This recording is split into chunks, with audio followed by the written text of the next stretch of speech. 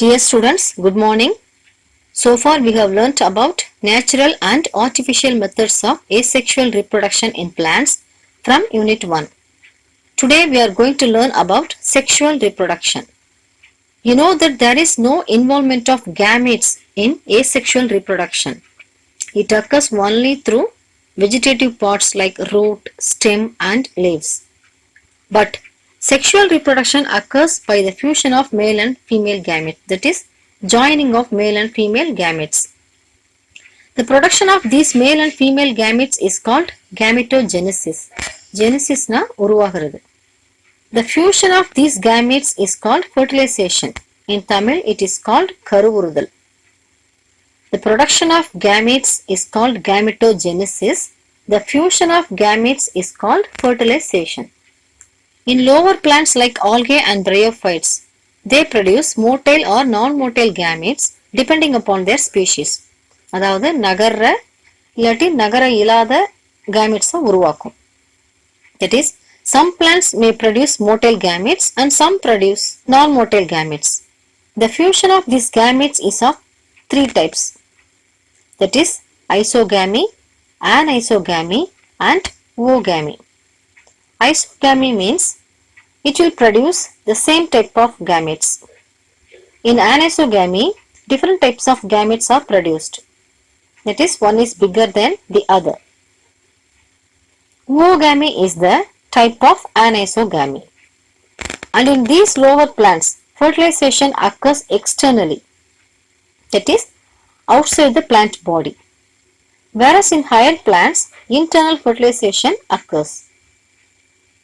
That is, inside the plant body. The process of sexual reproduction includes three stages. They are pre-fertilization, fertilization and post-fertilization. அதாவது fertilization na கருவுறுதல். The events that occur before fertilization is called pre-fertilization. The events that occur after fertilization is called post-fertilization. Now, we will see pre-fertilization structure and events in plants. That is, what are the preparations occur in plants before fertilization. At the beginning stage of a plant growth, only leaves and branches are produced. After a particular period of time, some hormonal and structural changes occur in plants which produce a floral primordium. Primordium means flower உருவாக்குற ஒரு structure. This floral primordium produces flowers in plants. You know that a flower possesses four whorls, that is, four spiral structures are seen in a flower. They are calyx, corolla, androecium and gynoecium. Calyx is the green color part which is seen at the base of the flower. Corolla is the colorful part of a flower. It contains petals. Next to this, androecium and gynoecium are present. These two are the reproductive parts of a flower. This is the diagram of a flower. It has pedicel, பூக்காம்பு. Next to this, calyx is present, this green color part. This calyx contains sepals. Cheppals illa sepals. Next to this, corolla is present. It is the colorful part of a flower. It contains petals, பூவிதழ்கள். Next to this, androecium and gynoecium are present. Androecium is the male reproductive part of a flower. Gynoecium is the female reproductive part of a flower. Androecium contains stamens. These are stamens. This is one stamen. It contains anther and filament. This gynoecium has stigma, style and ovary. This ovary contains ovules. Inside the ovary, ovules are present. Now, let us see what are the development stages seen in androecium and in gynoecium before fertilization. Now, Let us see the developmental stages of androecium in a flower. You know that androecium is the male reproductive part. It is made up of stamens. Each stamen has anther and filament. Let us see the development of anther. Young anther develops from a homogeneous mass of cells surrounded by an epidermis. Homogeneous mass means a same type of cells in a group. Young anther develops from this structure. It will become a four-lobed structure. This is the four-lobed structure.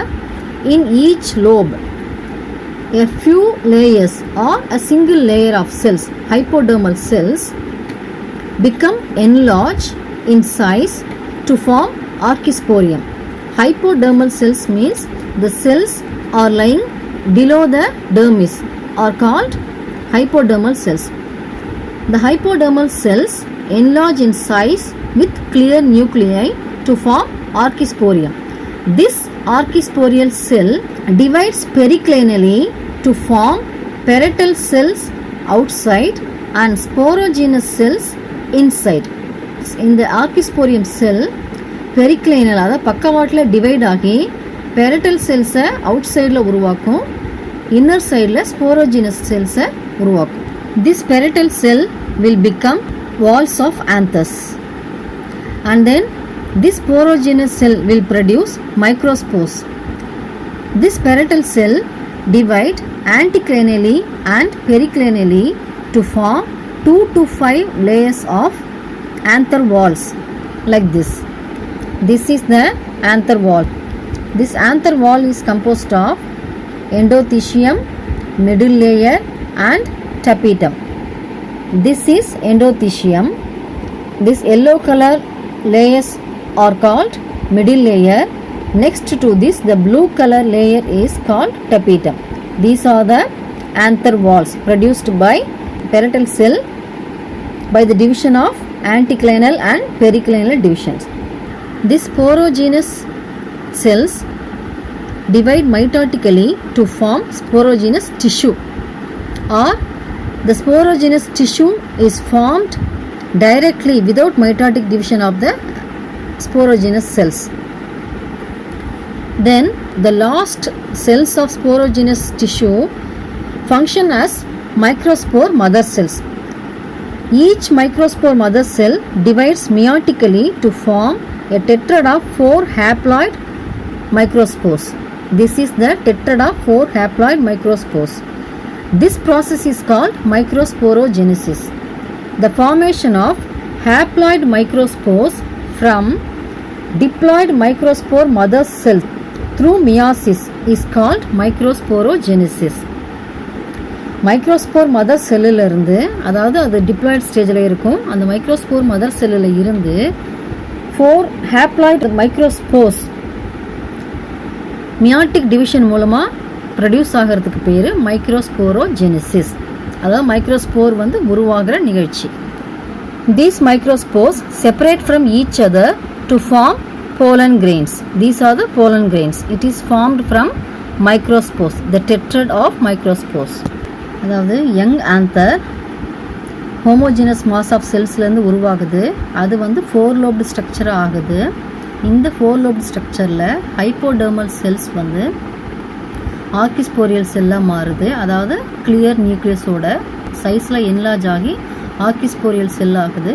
இந்த archesporial sell divides periclinally to form parietal cell and sporogenous cell. This parietal cell will form the wall layers. It divides periclinally and anticlinally. These sporogenous cells become sporogenous tissue by mitotic division, or this sporogenous tissue is formed without mitotic division of the sporogenous cells. These parietal cells anticlinal and periclinal divisions மூலமாக 2 to 5 layers of wall layers உருவாக்குது. இந்த wall layers என்னென்னா endothecium, middle layer and tapetum. The last cells of sporogenous tissue functions as microspore mother cells. These microspore mother cells divide meiotically to form 4 haploid microspores. This is in tetrad stage. அதாவது ஒரு டெட்ரட்லையும் 4 microspores இருக்கும். This process is called microsporogenesis. The formation of 4 haploid microspores from diploid microspore mother cells meiotically is called microsporogenesis. இந்த மைக்ரோஸ்போர்ஸை தனித்தனியாக பிரிஞ்சு pollen grains-ஐ உருவாக்கும். This is called microsporangium.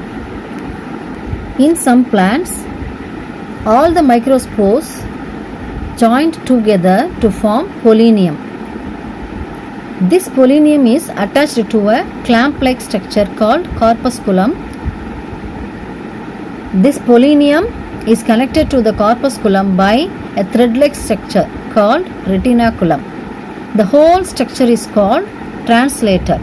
It is the shape of inverted Y.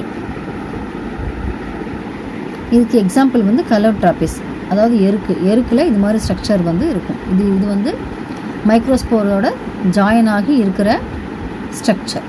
எல்லா மைக்ரோஸ்போர்ஸும் சேர்ந்து பொலினியமாக ஒரு ஸ்ட்ரக்சரை வந்து உருவாக்கும்.